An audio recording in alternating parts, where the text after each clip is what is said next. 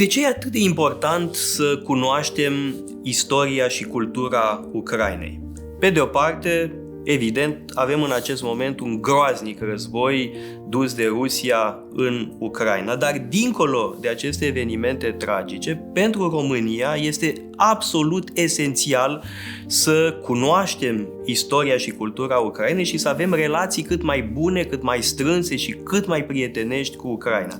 De ce? În primul rând pentru că este cel mai mare și cel mai important vecin al României. Noi avem prostul obicei de a ne uita numai către vest, însă la est se află vecinul nostru cel mai important. În plus de asta, în Ucraina trăiește o importantă comunitate românească, la fel cum în România trăiește o importantă comunitate ucraineană, echivalente ca număr.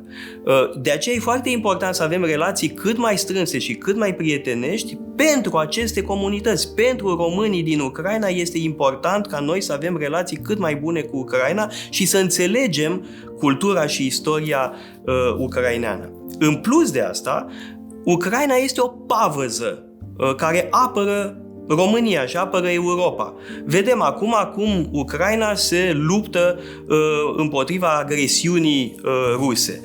Dacă n-am fi făcut parte din NATO, am fi fost și noi expuși unei asemenea agresiuni rusești. Iar noi când am intrat în NATO în 2004, semnasem deja în 1997 un tratat cu Ucraina, care recunoștea integritatea teritorială a Ucrainei. Și trebuie să înțelegem un lucru foarte important, pentru că întreaga arhitectură de securitate de după căderea comunismului se bazează pe integritatea teritorială a Ucrainei.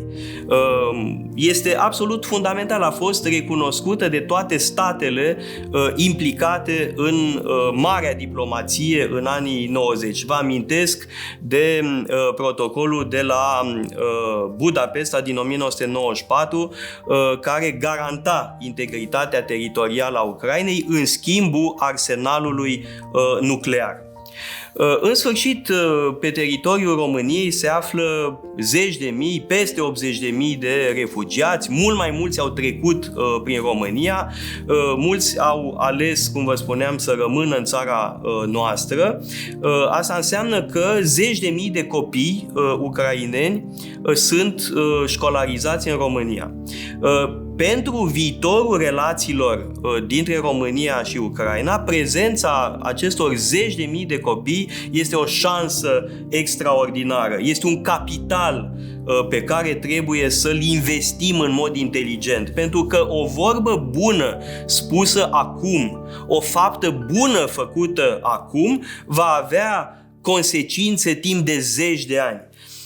Și foarte important este să nu-i privim pe acești refugiați ca pe niște prăpădiți care au venit pe capul nostru. Trebuie să-i privim pe acești copii ca pe niște copii de eroi și să-i întrebăm despre țara lor, să le punem întrebări, să le vorbim despre istoria noastră, despre cultura noastră și să intrăm într-un dialog, să intrați, vă rog, într-un dialog cu ei despre cultură, despre tradiții, despre istorie, pentru că doar cunoașterea reciprocă este o garanție pentru relații cât mai bune în viitor.